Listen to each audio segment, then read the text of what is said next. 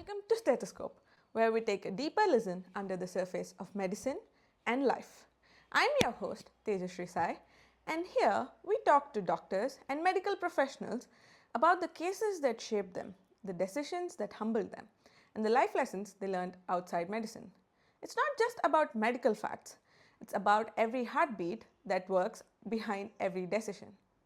On today's episode, we have Dr.T. MAHENDER Reddy sir, who is a forensic expert and has conducted and assisted with over 15,000 autopsies, has a working experience of over 35 years, who is currently a professor and HOD in the Department of Forensics. Okay, so before we dive into the show, can you tell us something that everybody should know about you? Ailing from a rural background and coming to an urban area with a strict disciplinarian police official as a father, it's been a roller coaster ride for me from my childhood till this stage. Yes, sir. Basically, like I've been under the influence of my grandmother, paternal. She taught me by just being plain what is life, how to understand human nature, and how to deal with people. Because she was handling a lot of affairs uh, in her village and surrounding areas. She had been like a stateswoman. That's how I grew up with her. Because it's a big family, and then uncles and aunts. So most of it learnt by observing. Okay. Schooling and all that had been a great opportunity because dad had been a police officer. And then, that's how I entered into medical field and then subsequently tried multiple, few of them because of health reasons. Finally got to forensic medicine, which uh, had been ultimately a passion because dad had been a police officer. And mostly we were interested in leadership roles and law and order. That's how that had become my passion. Schooling had been great, college had been great, friends had been great, and family. And finally, life partner whom I chose had been a turning point in my career. So she helped me focus on fewer nicer things on life. So that's how I entered into So medical. where exactly was your schooling? So was it in Hyderabad or? It was in Hyderabad, one of the best schools, which was visited by Mr. late Abdul Kalam. And then the first time the computerization was introduced in that school about 40 years back. And the schooling had been immaculate for us. The teachers have been absolutely the traditional teachers whom we hear about. They left an indelible mark on your career and on your other core areas of personality. What drove you to choose medicine? Yeah, my granny used to handle these small issues of health in the village.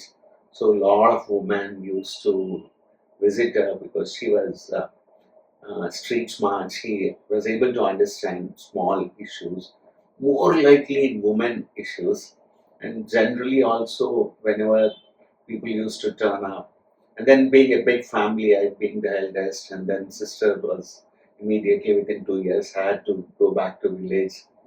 So I saw her alleviating pain, and then that's how I realized here is at some point I need to take up this, which has made my granny very popular in those areas, continuous 1, 2, 3, 4, 5 villages. Then I realized, yeah, this is the area where you may be able to get some sort of satisfaction. But as I was doing in schooling, um, things were like, since dad had been a police official, initially inclined to go for police service, but then over a period of time, science has been an interesting subject for me. And then I always used to recall my granny's services to the surrounding areas. And then that how she was able to, with pure common sense and small things, she was able to alleviate the suffering. That was where I got interested So in that was what sparked your interest for medicine, your grandmother. But finally, I think I realized once I entered 12, then I thought medicine should be my goal or cup of tea. So, how was your first day in medical school? Yeah, it had been a dream come true. Entering into the Osmania Medical College portal, we still remember those days. The first day, September 18th, Full of 1979, it had been such a thrilling experience. And then you can see, especially Dad who has never been emotional and being a police officer, he came specifically to drop me, see the feel of the it. special moments. Yes, sir. So, and once I entered there, I was able to, like most of my schoolmates I knew, they did well. So we had a, I didn't feel I was in a new place, but that glow was absolutely amazing. Entering into the portal of a Usmania Medical College, which had grandiose pillars, and the entrance had been so magnifying. The entry itself was, this is the place I think we all cherish, all doctors. So the first day had been really memorable. Yeah. Even every alumni we go to sit in the first lecture on, we recreate that scene. So, how was the interaction with your seniors and teachers? Were you scared initially? How was it? Yeah, I knew most of the seniors. Oh, okay. And then friends and relatives, and then And a lot of familiar faces. Yeah. I thought I was in a familiar terrain, Yeah. but I got the bitter shock. The first month, severe ragging took place. They didn't spare anybody. Yeah. Even though one of my cousins was the topper, going on list, and the president, they didn't even spare me. So we had to go through all those rigors of ragging, which I think helped us interact with senior. So the culture of a professional college where you have friendly gel with the top 5 senior batches, at least 4 senior batches plus 1 senior house residency. That's how we were introduced and then called Anna or Bai. And then juniors, subsequent 5-year juniors, they also started calling us Anna, Bai. That's how bro was not there. So Anna, Bhaiya, that was how the culture was there. And then and then another peculiar aspect had been co-ed. Till that time, it was a missionary school, strictly boys' school, and then they never made us feel in school. Also, there had never been any discrimination. But I think we were it was a boys' school, so it was thrilling to see girls there. Initial euphoria of seeing the life there, colorful people, and then initial impressions were really, but the brutal reality started setting in, going into the anatomy dissection hall, you see the dead bodies, then we realized this is actual life. So it's absolutely, definitely different from what we have been taught in school and intermediate as theory. This is practicals. That's what we realized. What was your first humbling experience like? Okay, now I am in medical school. What was that for you? Dedicated faculty, the most senior most faculty. They were so passionate. Chalk and blackboard culture those days. So it was that thing which impressed us. Extempore, hours together, like they were teaching. So they are humbling. So like in school, we thought professional colleges, they would be only going through the superficial and then making us touch upon important points. But once we realized, entered, there was faculty who were like brass tacks. So they started teaching from basic things. So anatomy, physiology, biochemistry, which were fundamentals. We had excellent teachers. They were absolute professional teachers, chalk and white, blackboard teachers. So they were, even though it was a 150, they knew each one of us. But I had been always in a medical college, newfound freedom. From first bench in school, topper in school, to backbencher in a professional college, it gave me a lot of liberty. I think there's a certain level of comfort in the backbench. Yeah, definitely. Yeah. And colleagues, my batchmates, my friends are surprising. Hey, the backbencher, you teach? You impress them. Don't they make help? Don't they know about you? Then I say, come and sit in my class occasionally. I know the psychology of backbenchers because I'd always been a backbencher. Yeah. But our focus had been on real good teachers. So that's how we never miss the fundamentals. How many students were there in your class, sir? 150. That was like a big bunch. Was it like, were you all very close? Yeah, it had been for the first, like Usmania had a culture where large groups of people go for picnics, sit in the canteen, and then, people were shocked because I was like a fulcrum. Seniors, they saw and then they were a little jealous because I was able to create a culture of 50 to 60 students going together. That's a big bunch. Canteen, we were able to Storm in as a group. Then people used to say, "Arey, these are guys, new batch," and then they saw, it's a mixed batch. First time we were able to see girls and then boys mixing up. And one of the greatest moments I remember was there were a lot of non-Telugu, 50% of them, because it's a Cosmo Medical College, 50% were from non-Telugu background. And then the first month, because they said, we'll have to go to a movie, bunk the college.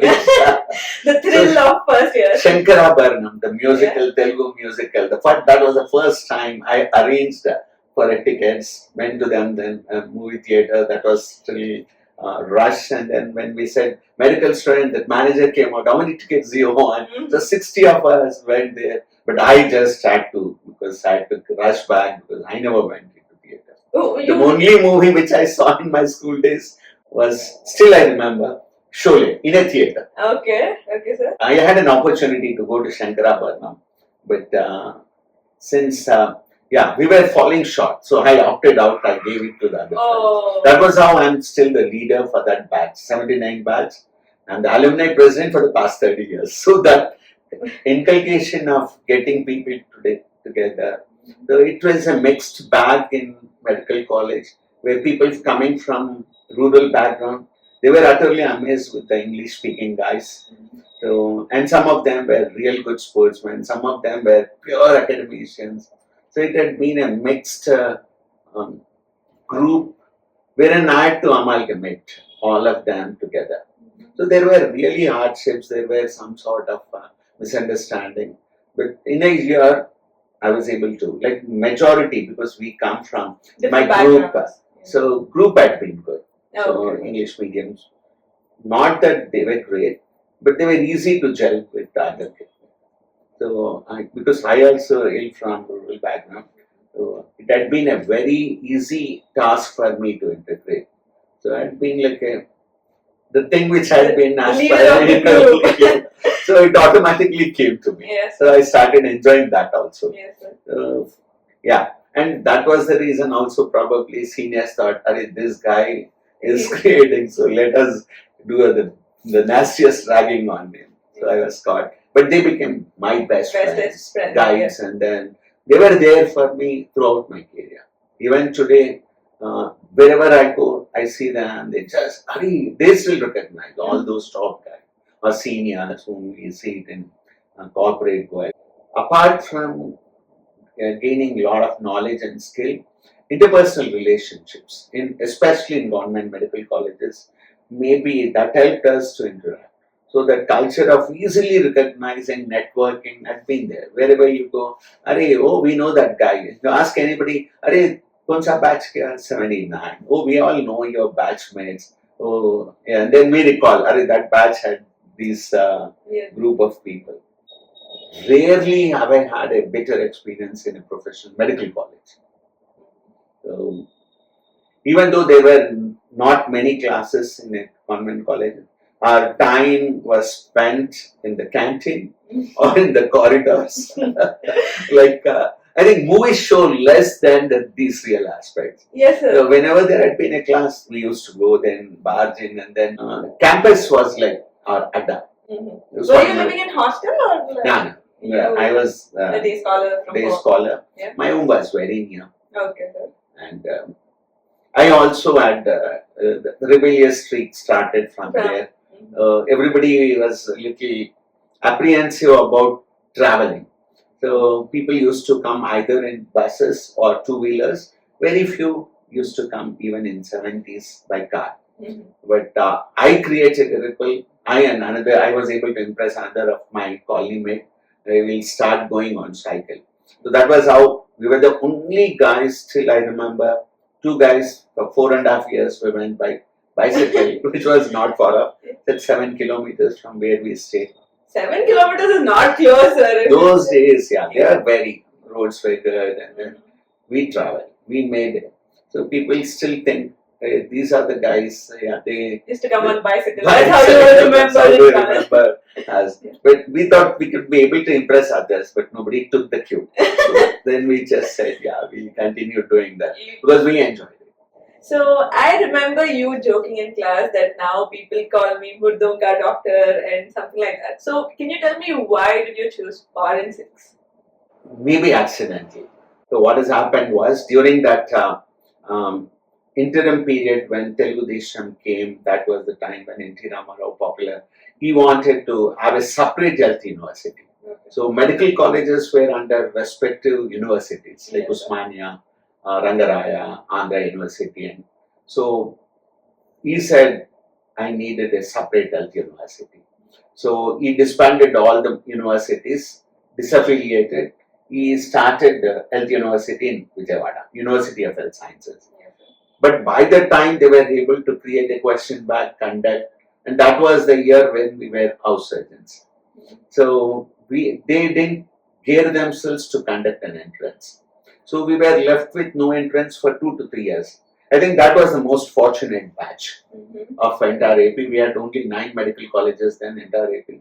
So all of us went to, at least 50% of us went to Delhi. Okay. Because the opportunities there were really good. And that was how we realized there were DNB courses. So I also went there. I joined DNB surgery in one of the best hospitals in Delhi, St. Stephen's. Okay. That was the biggest hospital in North India, 3,000 bedded, run by South Indian Christian missionaries. Where I was selected, there had been an interview for DNB surgery. So I joined surgery. Yes, sir. And then the chief had been a great oncosurgeon. So he was a tough taskmaster. That was where I realized medicine is nothing but sheer hard work. So I had 120 patients, surgical patients. So he didn't say anything, but I was supposed to be prepared by the time he used to come for rounds at 7 o'clock. So initially I went at 6 o'clock, I couldn't even complete 1/3 of the patients. Then I started going at 4 in the morning and finish off rounds, go back and then freshen up by the time he used to come. So it had been a tough task. He had been a tough taskmaster. 2 seasons, 2 years, we never saw the winters. So like in Hyderabad, we were just casually wearing t-shirts. T-shirts had been my passion. So schooling, it was tough. So medical college, I got the real freedom. T-shirts, I always was. Dress up however you wanted. Then, So even in Delhi, I was always in. My boss used to say, "Arey, Clary, Bakar, winter is coming, be careful. You'll be suffering with that cold, pneumonia, consolidation." And then suddenly after 2 severe winters, after working, and then I used to take milk from them. That was the initial days where mother died. You put in a coin, you get a milk. Okay. I realized after 2 years, suddenly I was losing weight. Okay, sir. So I came down to, I lost 20 kgs in 2 months. So then he being a oncosurgeon, he suddenly said something wrong. So it was abdominal cause. So we took an X-ray, there had been, so it was medical misha, one of the occupational in Delhi. Delhi has, even then it had been a lot of pollution. 30% of Delhiites old Delhi still have tuberculosis even today. That's a pathologic situation. We used to handle a lot of cases, surgery. But after 2 winters and unpasteurized milk, having it, gulping down, go to there had been an outlet of mother dairy in that for patients and everybody. So, and then he being an oncosurgeon thought it could be uh, lymphomas. Okay. And then since I didn't come to Hyderabad for 2 years, he said, why don't you go and then come back? Yeah. So when I came here, the brilliant TB specialist, KJR Murthy, he's an international renown. And he was praised by Bill Clinton when he came to Hyderabad because he's a pioneer in TB. So his nephew was my buddy. So he said, we'll go to uncle's, find out what is there. The day I came down in a train, he took me directly to KJR Murthy. He diagnosed by looking at the X-ray, this is abdominal cause. So he put me on a 6-month regimen. So where my DNB seed got cancelled. Okay. You cannot have it for more than 1 month. Okay. Then I said, okay. That was the time that I fell in love. Oh, okay. Let's get to that. Yeah, I had to change the surgery after 1 year, 9 months. Come back to Hyderabad. Okay, so now can you tell us how you met your love, your wife who we listen to in class all the time about? She was my 1 year junior. Yes, sir. So I had to be labs were on the 3rd, 4th floor of Osmania Medical College. Yes, sir. So we used to think our batchmates we could never be so friendly or we couldn't have teased or done because they were friendly with us. We were always had to see. So we were always watching when does the new batch come from the top. As always. Boys. Yeah, boys. Maybe girls also used to do that. I now realize even girls look out for boys. So we were looking out and then that was the shock of my life. When I saw from the top every day a new batch coming and then one day suddenly I saw 3 girls coming in traditional half sarees, typical Telugu girls, and then with lot of long hair. All these 3 girls were with long hair. So this was in Delhi, right, sir? In Hyderabad. In your medical school, right? In medical school. Yes. So I saw them in 2nd year itself and then I said, these are the girls. Even then, nobody was wearing half sarees those days. Okay, Everybody was in Western or Punjabi dresses. But I was surprised to see these 3 conservative girls coming from, and then with loose, long hair till 3 girls together. Yeah. And I thought, and the first day they carried books. Typical first year students. Conservative. Yeah. I used to joke with, these 3 girls, who would marry these 3 girls? Conservative and Uspania, people should be afraid of meeting them. And then I never looked at them from 5 till 5 years. And then, in house agency, I led one agitation because of the poor pathetic conditions for a day or two. That was the time I believe she saw me. Okay. And then she felt this guy is something, always in a jean and a t-shirt, always leading, very popular. And then, I don't know what struck her. So we started talking and then realized, okay, she's always friendly with everybody. Teachers used to adore her, medical teacher, because she was stupid. So people used to tease her, her batchmates used to tease her, she's always warm, bookworm. Yeah. But somehow, I don't know. I mean, those are the kind of students that teachers do adore, the bookworms, don't they? So when I came back, I was recovering, she just finished her house agency and she was preparing for the PG. Then we again met up and then that's how we tried to influence our parents. Initially, both the families kicked us out. Oh, okay. It was different. I think the rebel streak continued into all aspects of your life. And she hails from an entirely different I think she got it from you too, sir, the rebel streak. You also have that rebel streak. I mean... So, later on, both the families realized this is also a very powerful political family. Mine was also a powerful political family. Both of them, relatives, friends, and then all of them behind our backs, they saw and then said, okay, both of them are good. Yeah. So that's how it took some time before they got reconciled to our, what do I call, affair or love, and they agreed for the marriage. But another thing which motivated me to take subsequently after surgery, when we were doing news about Subhash Chandra Bose's death and Lal Bahadur Shastri's death. So I did a lot of work on that, and then I talk about them. Yeah. So it's Lal Bahadur Shastri's death, which was supposed to be poisoning. It is not yet verified. So, but they should have done some little work to get a blood sample. It is still a mystery. I did thousands of cases, more than 5,000. So during that period, I thought none of the examination should go waste, at least during my examination in crime investigation. So I took extra precautions to see that at least they were solved 99% from medical point of view. Police investigation, they may failed, but I thought I shouldn't. So crime has been then passed. Sir, so for like a medical student like me, if you had to tell me or convince me to pick forensics as my postgraduate study, how would you do it? Unlike the myth perpetuated that forensic medicine only deals with dead bodies, no, it also deals with other crimes like assaults, physical assaults, sexual assaults, harassments, abetment to suicides, injuries, and then relevant to the modern day problems like paternity testing, maternity testing, surrogacy, organ transplantation. Its application in both civil and criminal investigation is widespread.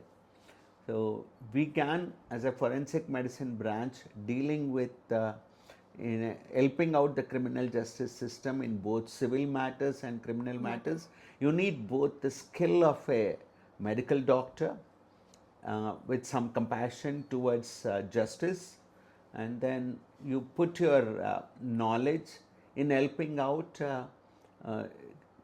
crime prevention, and also to make society aware, like disease prevention, what methods can be taken to prevent crime. So it's a branch which helps, which also protects innocent people from being punished for wrongfully. Yes, sir. So it would be a challenging task for young budding doctors to take up this branch of forensic medicine. Of late, if you have seen, 50% or sometimes more than 50% are taken by girls. They are breaking the myth that it is a male dominated. So they also have a role in crime prevention, helping out justice by their knowledge. So its application, forensic medicine application, ranges from identification in mass disasters, in pregnancies, in deliveries, in abortions, in homicides, and also in toxicology. What sort of poisons, whether they were deliberate poisons or accidental Homicidal, yeah. poisons. So it's a challenging for a young budding upcoming doctor to see enter depth, into a yeah. field which has scope, wide scope. And then there is medical law and ethics, which is part of forensic medicine, which delineates the ethical side of a doctor from a commercial doctor, from a practicing doctor.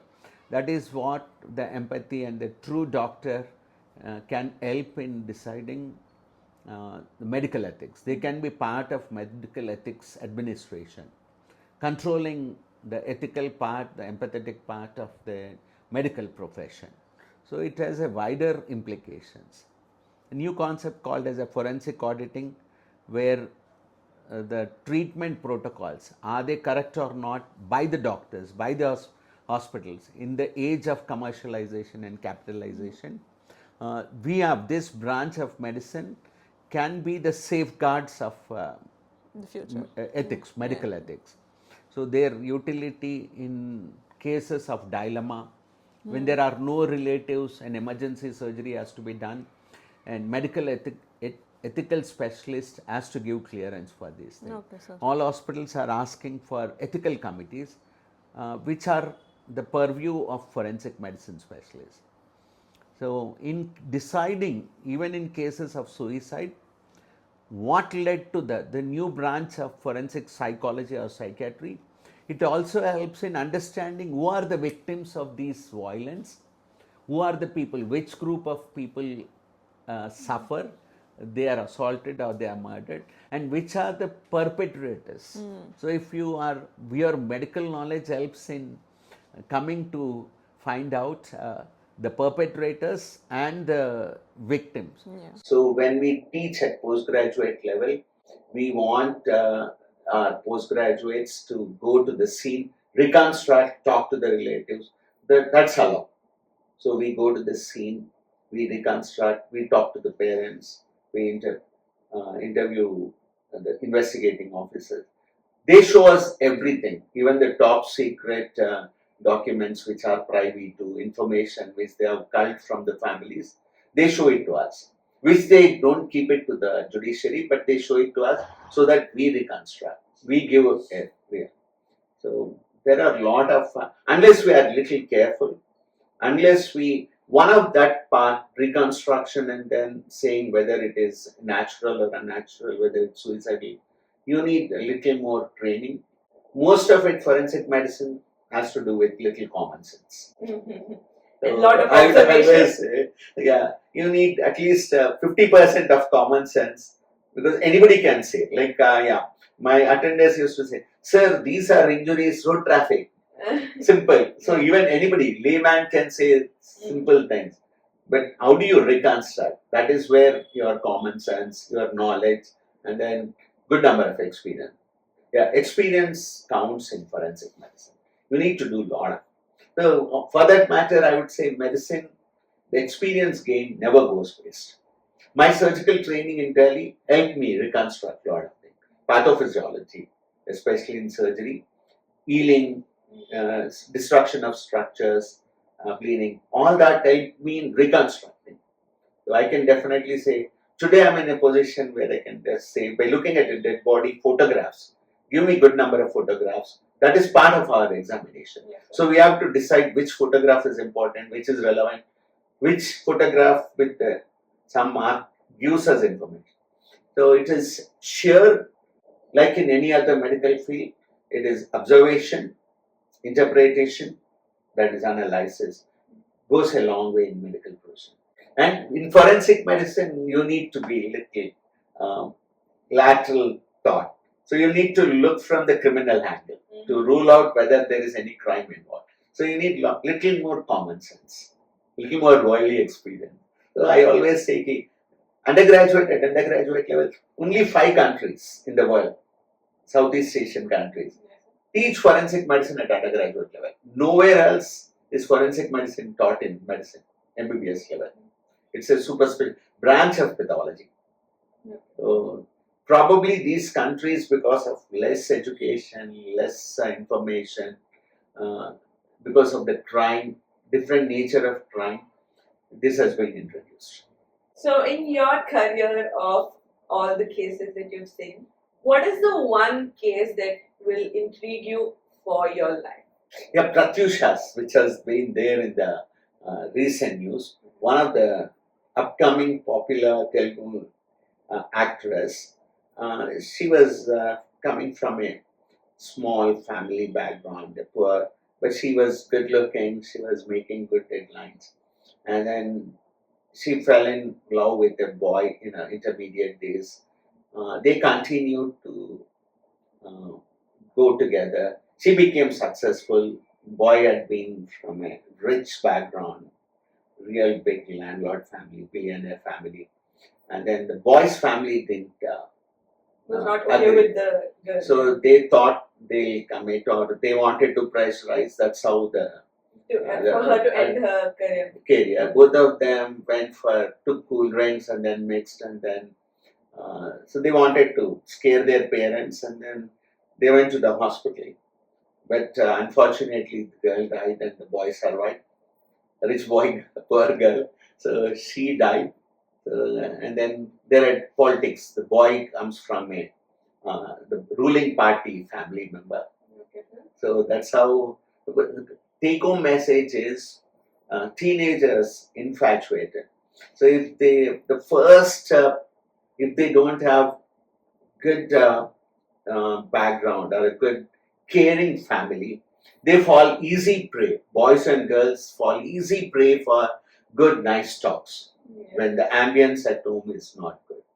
So I would definitely say majority of the people, because of these pressure jobs of the both parents working, so they don't get much of empathy or care or support at home.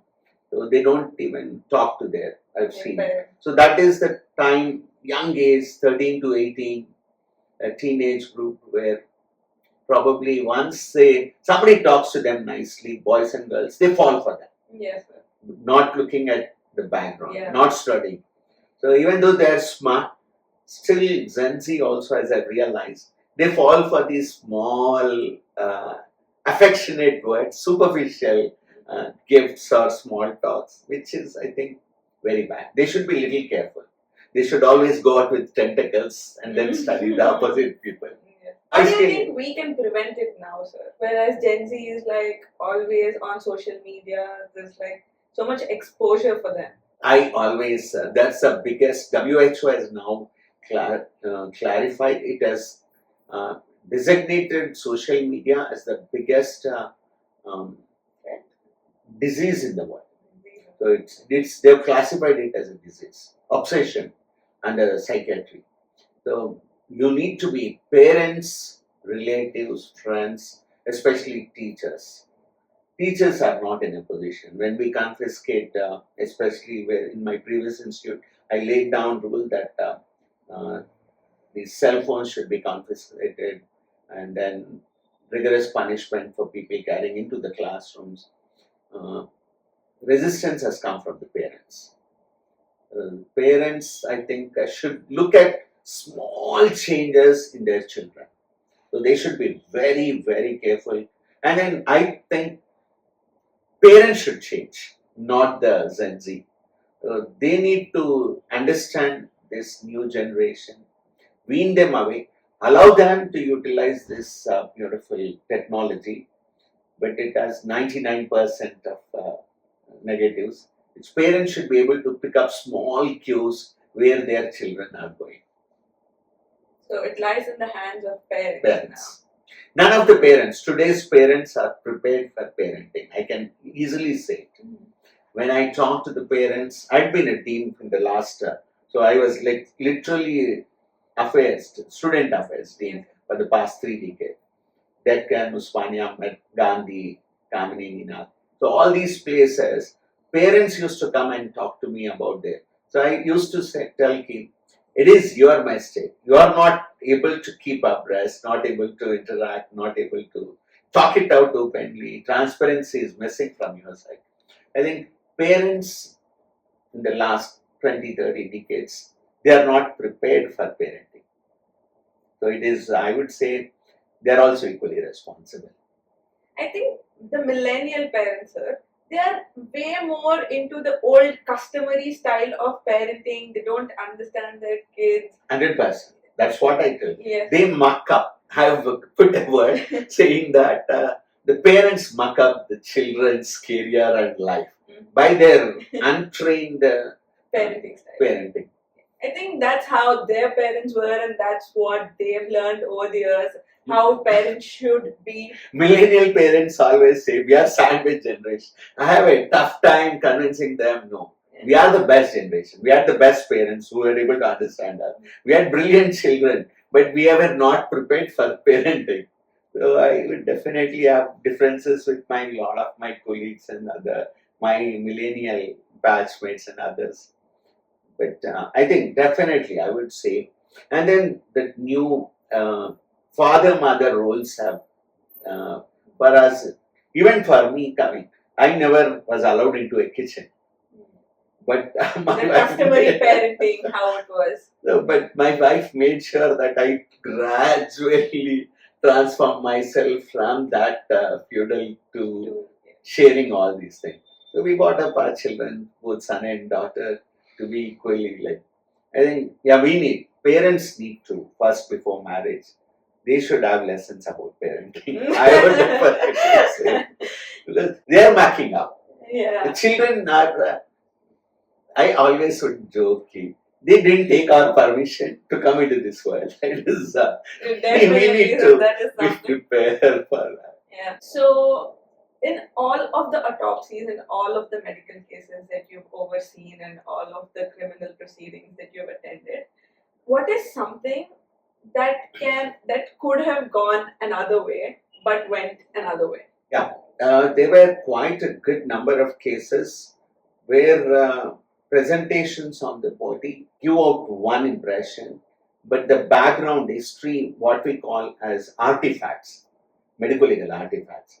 The injuries are there are other things which give a different picture, but unless you get the feedback from the investigating officer, unless we go to the scene of crime to understand, uh, at least 5 to 10% of cases are not what they look at.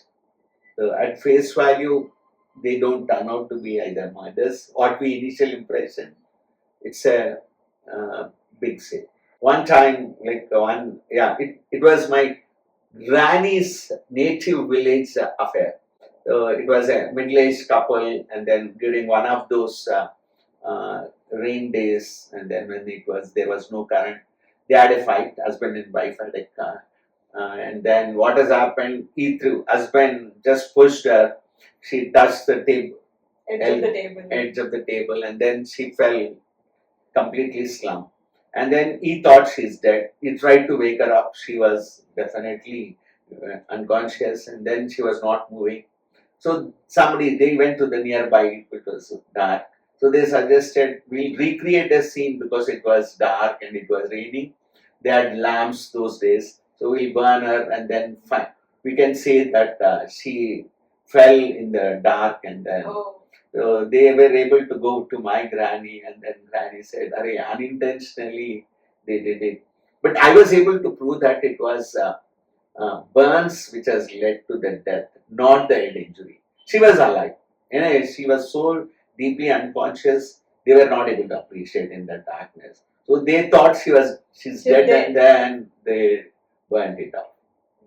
So postmortem burns, that was from my granny's village, my maternal. So they then realize this guy doesn't even who adores his grandmother. Grandmother tried to reason out with me. The family goes into a lot of turbulences. You should help them out. Yeah. Then work is work. So ethics came. So I touched her feet and then hugged her and said, "I cannot help you, Granny."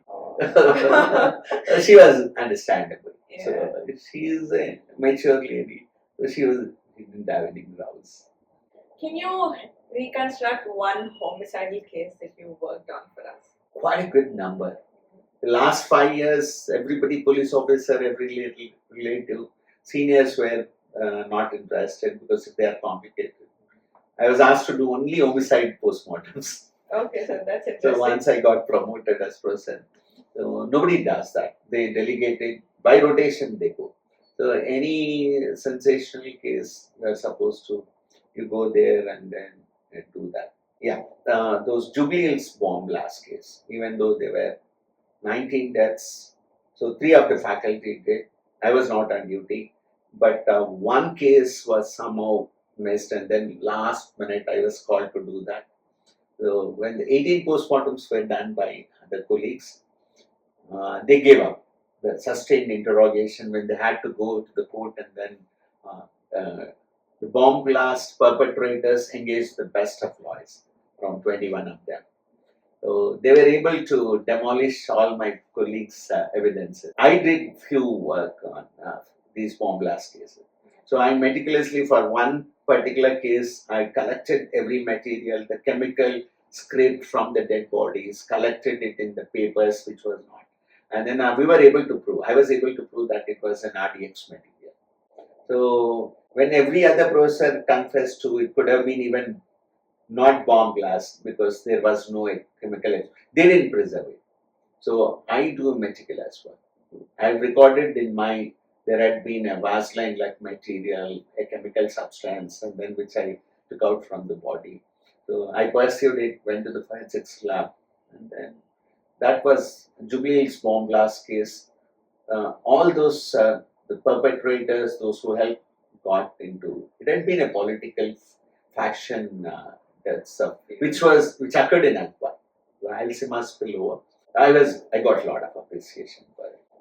You found RDX material, sir. I mean, it was Usually, people don't look at the those body kind. scrapings and the metal scrapings.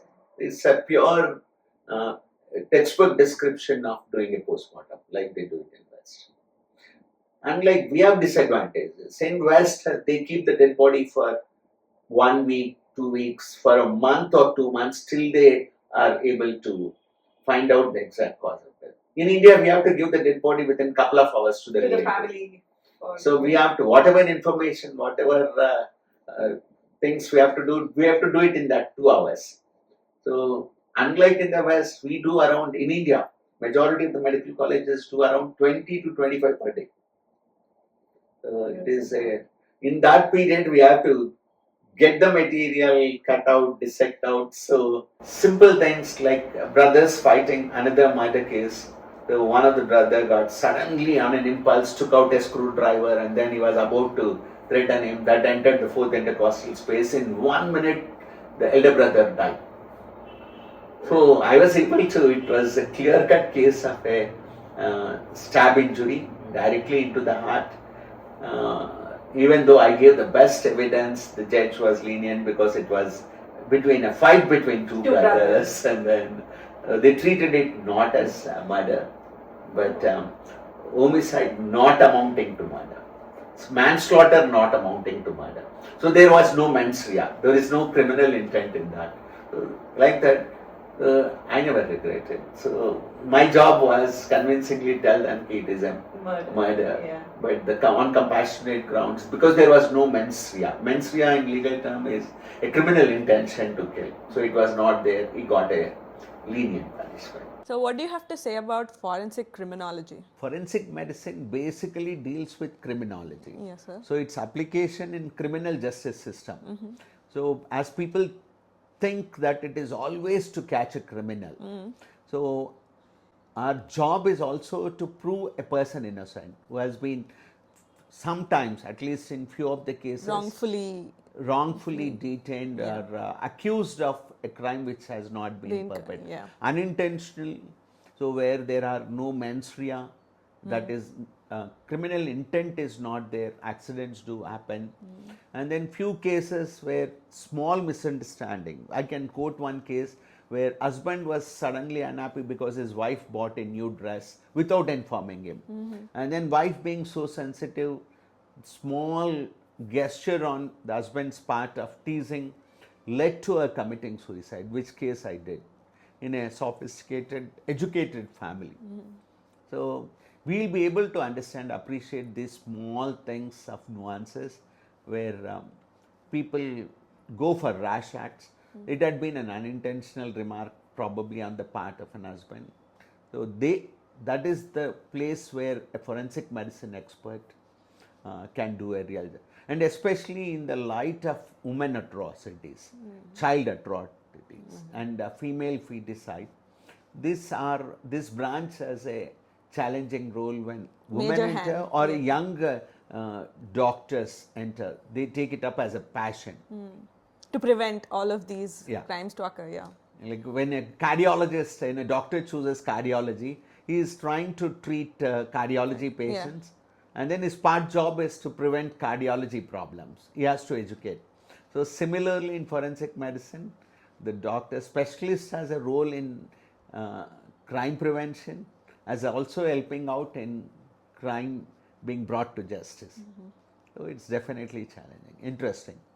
So were any of your students or colleagues, did they solve a crime or a case that included any female assaults? They were impressed with the methodology, and it is sheer organized methodical observation of the facts, right from the history to the observation, like they show it. Sherlock Holmes and other crime fiction writers say it is by sheer hard work, observation, keen observation, and then interpretation. These observations, fact which you observe on a body and the surroundings, history, you reconstruct That is where you help. That is the challenge. You use your medical knowledge here. Injuries also. People come with injuries where are they self-inflicted? Or Are they assaulted. accidental or Yeah. somebody has caused them? Yeah. You are in a position, as a forensic medicine specialist, you are in a position to interpret them, not an ordinary doctor. So that's where the challenge lies. So it has scope, and the ambit of forensic medicine is widespread. So, can we talk about one case that actually made history in the forensic department? Yeah. A superimposition, one of those cases which always has been one of my process, who had been a great eminent B.C. Roy awardee, the highest medical award, my teacher. And then I continued to edit his book. He did that case where one army captain by name Raju, and then he married an Anglo-Indian nurse hailing from Hyderabad. Her name is Lillian Long. Yes, sir. So they were, both of them were posted in Army Medical Corps, and then they were serving in northeastern Assam, Arunachal Pradesh. After 6 years, they had a baby girl, and then this doctor hailing from a rich family of Telugus, they came, they had pressure, he had pressure to marry off from his community. We don't know the differences, but he created a scene of his wife still serving in Assam, and then he bought his wife and daughter in a train those days, killed them, butchered them into pieces, and then brought them in army trunk. They had separate cabins for army people. And then after getting down in Secunderabad, he got into a lodge, and then he went on throwing body parts into tank bun. One of the pieces, head piece, was picked up by a stray mongrel dog, and then it was brought, it was very near to the Police station. control room, Yeah. then brought to the Osmania Medical College, where those eminent professors who were my teachers took the skull, and then they suggested it to be, they were able to decipher that it was a young lady of around between 25 and 30. And then they asked the police to investigate for a missing woman. And then initially, because Captain Raju was trying to create an impression that she's still working in Army, Assam. in the army. And after 6-7 months, the mother got suspicion. Then she filed a case of missing daughter. Then that's how her photograph was skull. compared with the skull. It is called as a superimposition technique.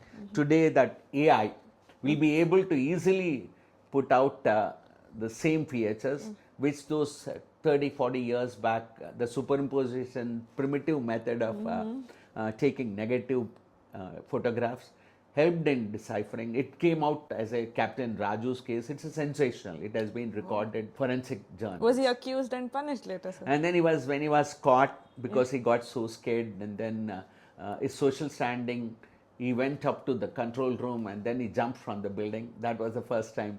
The control room of police, city police, has now been barricaded with all those things, so that nobody jumps from So there. he committed suicide in the Suicide by process. jumping. Oh my God! Yeah. So, sir, now in our generation, toxic substance usage has been increased many-fold. Like all the teenagers are seen smoking and drinking. So, how do these affect the future? There is a myth that alcohol in limited quantities is okay. Yeah. But that is absolutely a wrong myth. One time, as a social drink, alcohol is an addictive, which nobody wants to talk about because of certain reasons. But it is definitely proven that one-time social drink is also addictive.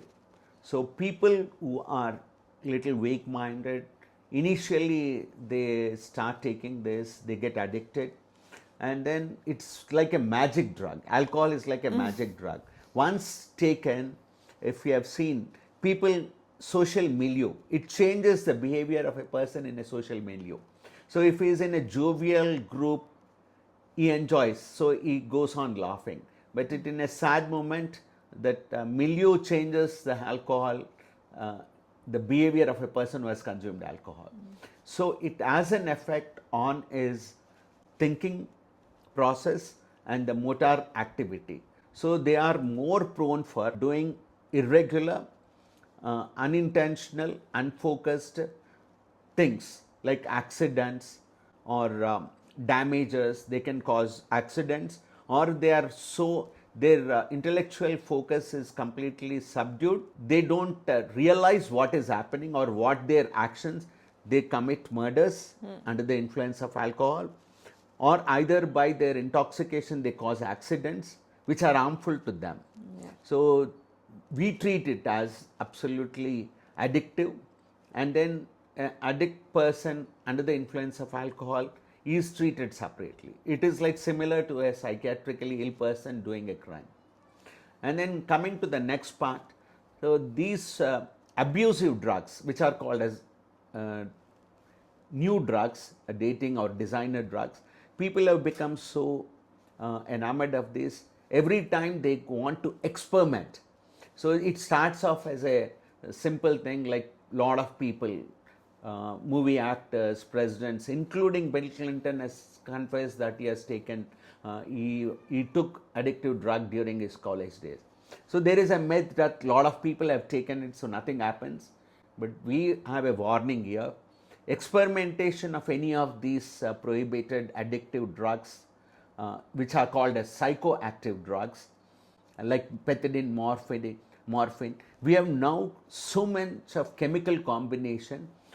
They are not confined to small amounts. They are experimenting. These experimental drugs are sometimes so dangerous, they can cause death in a second. And then their dependence on these drugs increases for a person. That's the reason why we call it. So it's a dangerous situation, especially for a country like India, where we are not aware of the consequences. Availability has become so easy, and because of these companies delivering at the doorstep, it has become difficult to monitoring. So high school students are targeted, rich schools are targeted, and then they are trapped. So it's a widespread problem as we see in urban India. So there has to be some method. The only way is educating people about these drugs. So my say on it is they are definitely addictive. As a social trial, as a social experiment under peer pressure, we want to guard the younger generation not to experiment, because they have real dangerous consequences. So it's a known fact that medical students abuse alcohol and these kind of toxic substances to a certain level. So during your course as the CEO at Kamineni, how did you implement rules to like stop it? Yeah, we had tough rules. Yeah. Our faculty have been completely, there is in educational rules in India, cigarette smoking and alcohol consumption in the campuses is strictly banned. They are punishable offences. But since majority of the conferences are held in hospitals, educational, health areas, they consume alcohol. So seniors set a wrong precedent. So juniors follow it up. Yeah. In hostels, in where residential doctors are also present, they party. But they don't understand it is banned even in residential quarters of a hospital and a college premises. So seniors take it probably as a social drink, they stay indoors, but students, they experiment. So we tried to warn them, we tried to put restrictions on the entry of food into that, but somehow students have become so smart, they get it through. And then anyway, we warn them. So occasionally we want them to be mentally matured so that they don't become addictive. We cannot prevent it, that's what we have realized. We cannot completely ban it, but what we say is on occasions. So you need to be taking it very moderately. Somebody should be there to monitor you. At least be transparent and be honest to take what you are taking. So in the guise of mixing it in a cool drink, we have got dating drugs. If you are, they are so rampant. Rohypnol is one product which is easily available. You put it into any of the drinks and give it. The opposite person is very conscious, but they won't be able to remember for at least 20-24 hours what is happening to them. They involuntarily do what is being asked to do by the opposite person. So these drugs which are designer, people also don't understand what went wrong.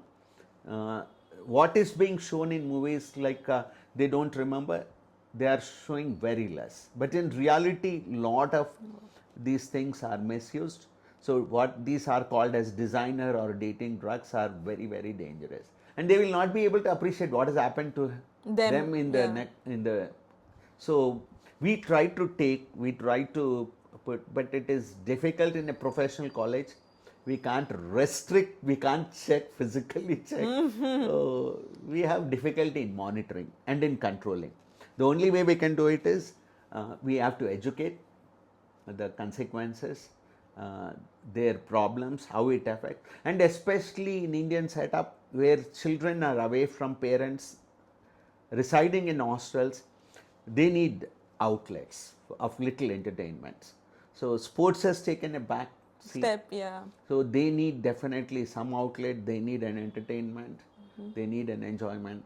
Yeah, the administrators, especially medical administrators who are doctors, they have never been trained how to focus on manage the student psychology.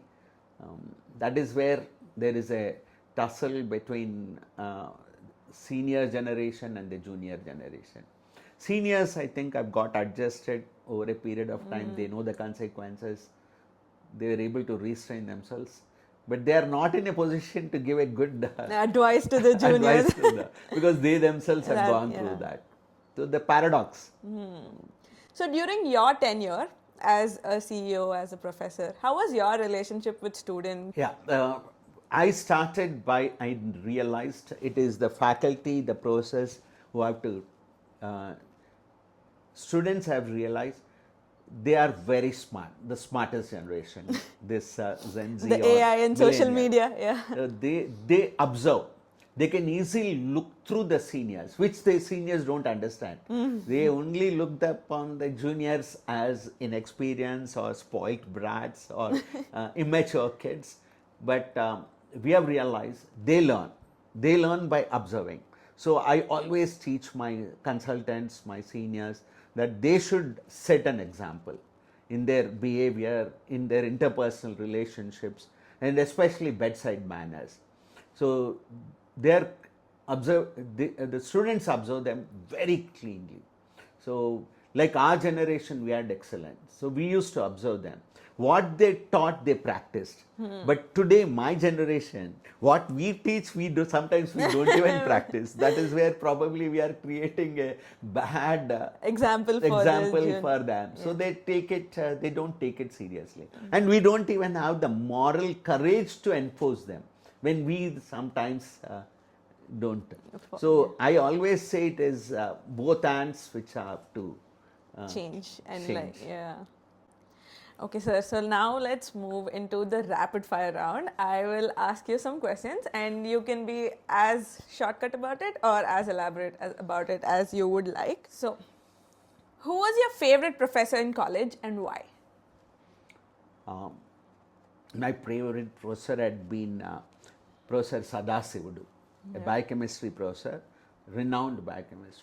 So on Sundays, at our request, he used to come at 8 o'clock, continuously teach extempore, writing on the boards, making these chemistry formulas like citric acid cycle and all those protein synthesis, carbide, if you remember, they are the fundamentals of complete horrors.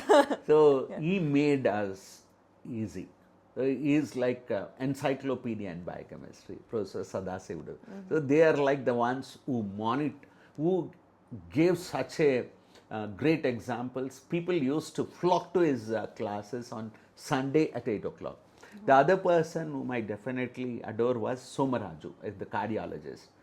He used to take classes for undergraduates in Nizams when he was in government service at 6 o'clock on a Sunday because he was so busy. And then he used to take for 4 hours with only 5 minutes of gap. Oh my God. So those were the bedside teachers who taught cardiology for an MBBS student. They are mind-boggling. They are inspirators. Yes, So we don't see those teachers who can teach for hours together. So that's a extinct class Yeah. of teachers. Yeah. They were there during. I'm sure there would be one or two if students motivate them, if students can extract, people are there to teach. It also depends on the interest of the students. Definitely, sir. So, if you had the opportunity to go back in time, is there something you would like to change? I could have been a forensic psychiatrist or a psychiatry as a base specialty, because I empathize, I listen, and I can also talk. I can do psychoanalysis. So I think in retrospect, with my intuition to understand humans' behavior, I could have justified much better in psychiatry. But given a completely distracted choice, I would have preferred to go back as a farmer. I'm passionate about my farming. So, is there one habit that everybody in the medical field should develop, according to you? Sheer hard work. There is no shortcut in medical profession for success or for getting happiness or for getting whatever you're aspiring for, fame, money, and all things, they come at the expense of hard work. Sure, there is no shortcut for success or In fame medicine. in medicine. Yeah. Every specialty, they go through this grinding hard work. So you need to know there is nothing like intelligence here. So one of the popular examples I always give, the most intelligent animal, the donkey, which is credited with hard work. Yeah. So that much of work a man has to do, and if he has to excel in medical field. Okay, sir, noted. One advice that you would like to give to all the medical students out there? They should take away the myth it gets you it's easy life. Definitely you have still, especially in developing countries like India, doctor is even today looked upon as God. That is a motivating factor. But to be looked upon, the onus is on the medical students, so for which they have to carry forward this profession's honorable tasks like empathy and then hard work, understanding, to relate to the patient as a family member. So I would definitely say it is tough in the changing scenario of value systems, but it goes still. This is the only profession where these qualities of empathy, understanding, little human touch are essential. What was your coping mechanism when you would encounter difficult situations in your work life? Yeah, I can definitely say my wife, my mother, and my son. So whenever I was in temper tantrums, my mother would definitely say something wrong, you are behaving abnormally. So it used to make me grounded. Wife always had been a bitter critic, so she used to taunt me, saying teaching in a private college, handling consultants is the toughest job. So she always made me face the realities. And then son, brilliant guy, whenever he used to see a change of tone in my phone voice, what is wrong, and then he used to quote me some examples. You need to do this Harvard study example, study this, face this. So I had good people always restraining me. Your or shock absorbers. shock absorbers. Yeah. I had multiple people to. They were your And then few of my colleagues, consultants were so brutal. They used to, after hours, they used to come and say, little fellow, you were so nasty, you were so bad in handling this affair, you should have done it a little better. So they knew I take it objectively. That's how I got honest feedback. I did a lot of mistakes, but as a leader, you need to take decisions on the spot. So probably I don't know whether they were honest mistakes or not, but I had a good feedback mechanism. People were there to tell me where I was wrong. Is there something you regret doing or not doing? I could have handled the CEO and the dean in a much better sense. I did remarkable things, but I went down as a tough taskmaster. The same things I could have done with little sophistication if I had little more training in those areas. So medical doctors into administration, they need little training. So they need to go for advanced courses like they have it in West. So administrators, medical administrators, they are trained for these jobs. We have no such role. Of late, ISB is offering hospital administration courses for doctors. It would have definitely helped me handle, in 2 decades, handling corporate hospitals, 5,000 beds, and 2 medical colleges, schools, and nursing schools. It would have helped me with good ideas, would have made a lasting impression without being arrogant or which turns out all the administrators in India are tough taskmasters. That image could have been broken if I had training.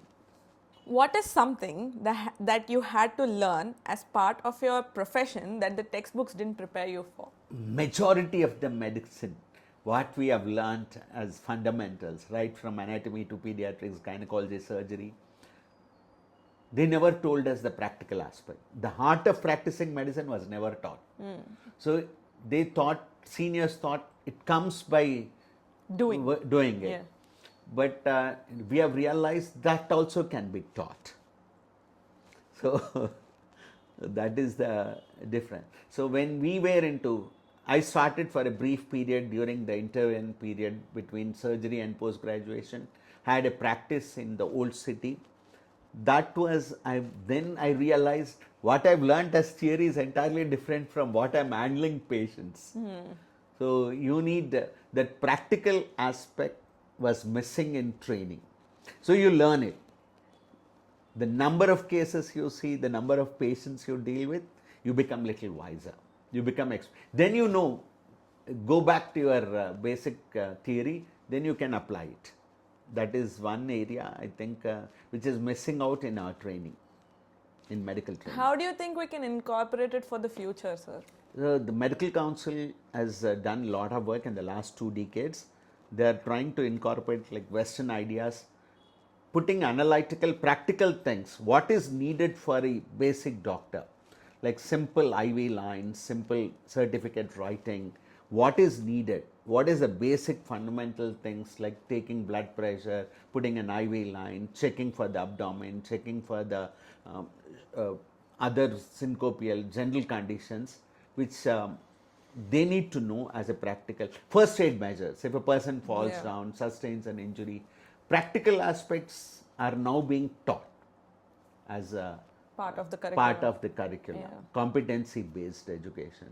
So it has been coming to work, but the seniors, trainers, I think we are not trained initially to take up this job.